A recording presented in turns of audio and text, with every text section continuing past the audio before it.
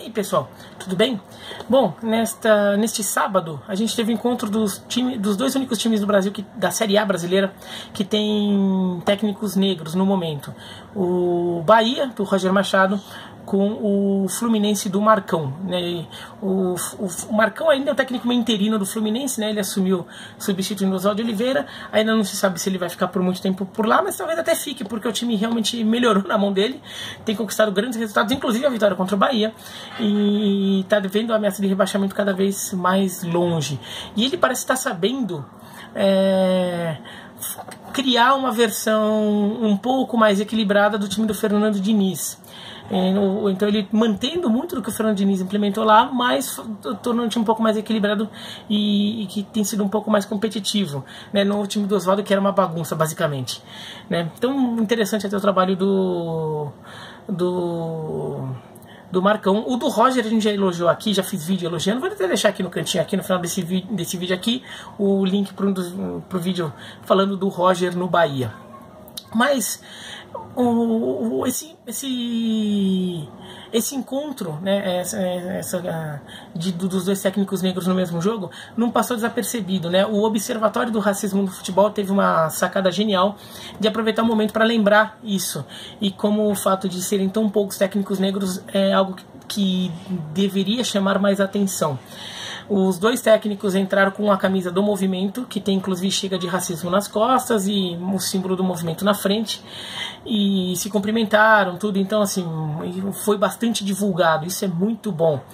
E depois do jogo, claro que o tema foi abordado nas entrevistas, e o Roger deu uma declaração brilhante, em que ele falou que ele nem sente tanto o racismo na injúria racial, que é o xingamento, que é claro que machuca, mas para ele nem é o pior. Para ele, onde ele mais percebe isso é quando ele vai num restaurante e ele é o único negro do restaurante, até porque imagina restaurantes um pouco mais caros ali.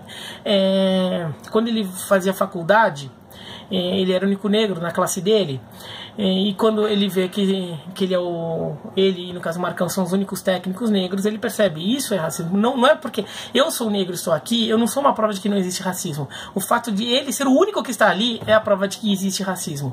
Então isso foi uma declaração sensacional do Roger, e que ajuda muito a levantar esse tema, a falar, a repercutir.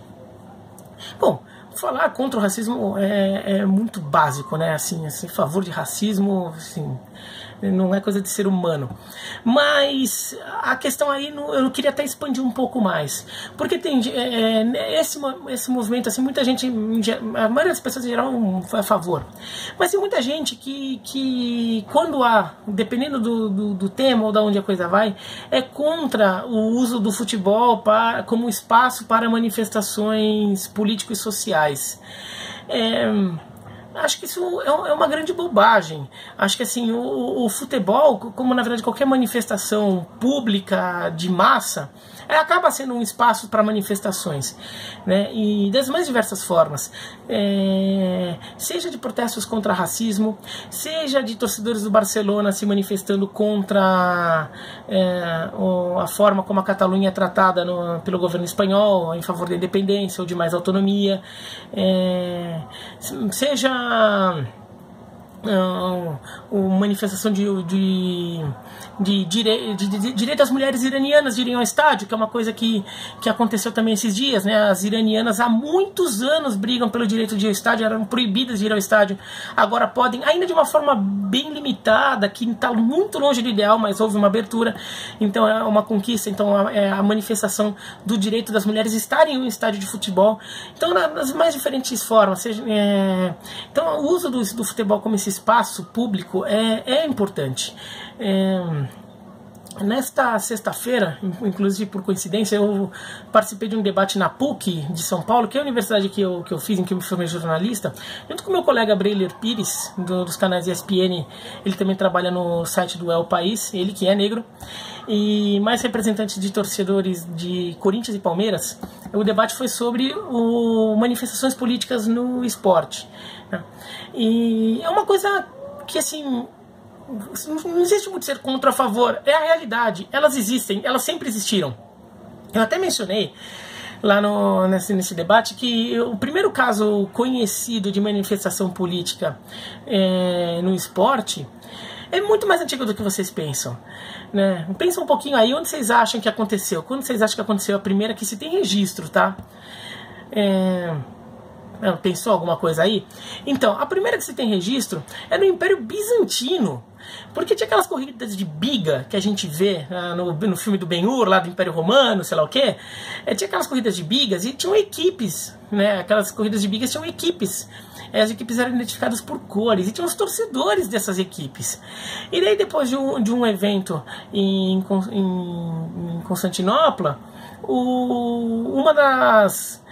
houve lá o resultado, a torcida se manifestou, começou a haver as torcidas acabaram se unindo contra as autoridades pelas coisas que aconteceram e que na verdade acabaram mostrando publicamente toda a insatisfação como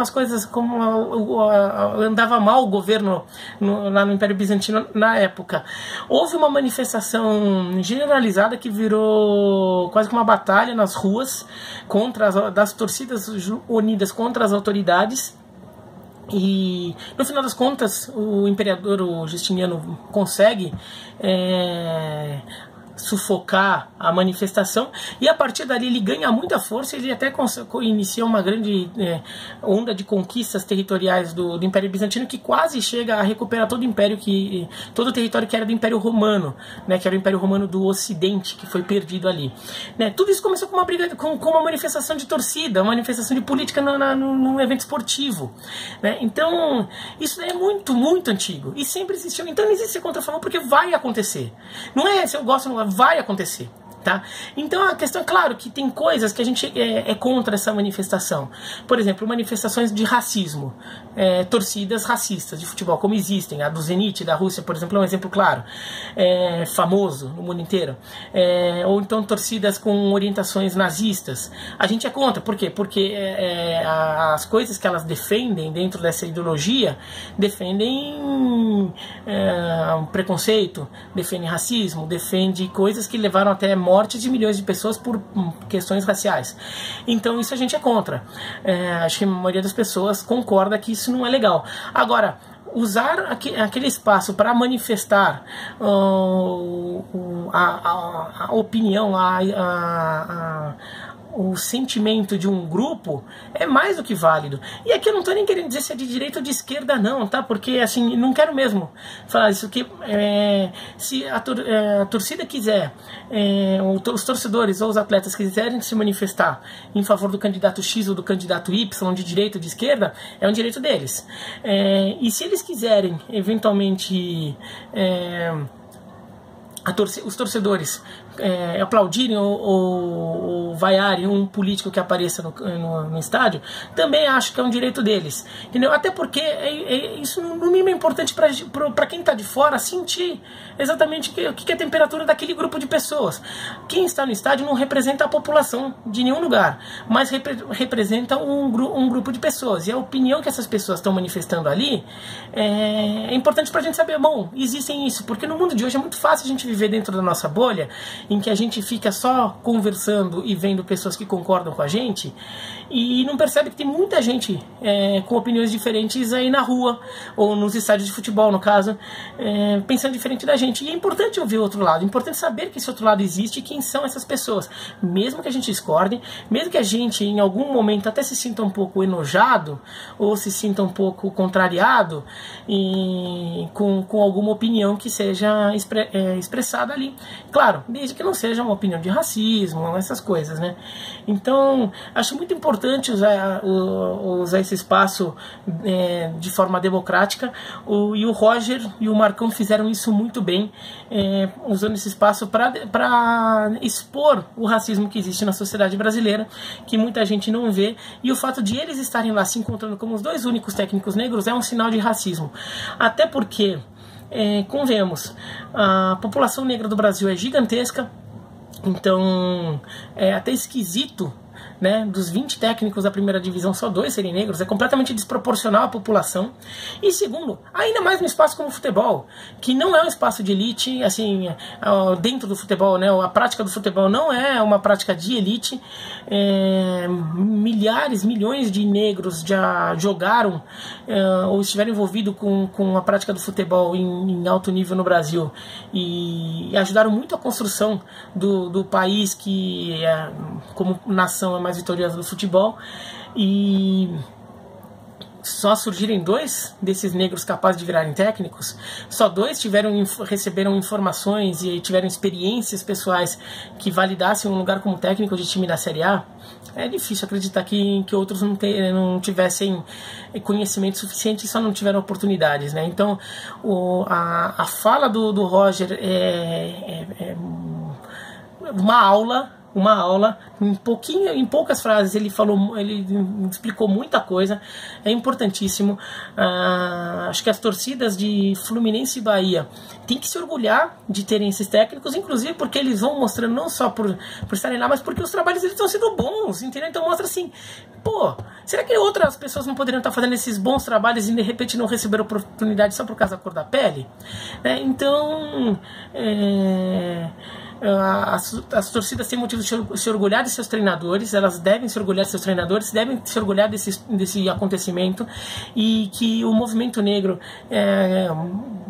se alimente de um encontro como esse, para ter motivação para continuar aí expondo tudo o que acharem que é necessário aí para que o Brasil se livre desse problema. E se ele nunca se livrar, pelo menos ele diminua e seja cada vez atinja menos pessoas, tá bom? Mas é isso, então, se vocês gostaram do vídeo, dá um joinha, se não gostaram, se inscreva no canal, clica no sininho e comente aqui embaixo. E não esquece, comente aqui embaixo também ações de outros clubes, principalmente clubes brasileiros, porque lá fora é muito comum ver, tá? Na Europa é muito comum ver clube que faz ações, torcidas com manifestações políticas de qualquer viés político, de direita, de esquerda, é muito comum ver clubes tomando posturas, ou clubes tomando posturas oficiais a favor de certas políticas. Isso é muito comum. Aqui no Brasil é meio assim, né? Aqui no Brasil, lá no começo do século XX, lá quando os clubes estavam surgindo, era mais comum. Os clubes ainda eram mais ligados às suas origens, então eles defendiam muito o recorte social que seus criadores representavam. Hoje os principais clubes viraram torcidas de massa que misturam pessoas muito diferentes, então alguns clubes até ficaram meio medrosos de expor isso, mas alguns já estão fazendo, é muito legal. O Vasco é um exemplo, só para citar um exemplo de clubes um dos primeiros grandes clubes do Brasil a aceitar atletas negros, e já fez isso lá atrás, e tem nessa questão um fator de orgulho, e tem que se orgulhar muito disso, né? Outros clubes também que até pelos registros até tiveram jogadores negros antes do Vasco, mas são clubes que não têm impacto nacional que o Vasco tem, mas Bangu, Ponte Preta, então também merecem aí, muitas vezes eles falam nisso, se orgulham disso, e tem que fazer isso mesmo, tá bom? Então é isso. Qualquer política que vocês acham aí, destaquem aqui embaixo, assim, até para todo mundo poder ver, todo mundo poder ficar sabendo, porque às vezes fica muito no noticiário regional e não vai pro resto do país, tá bom? Um abraço e até mais.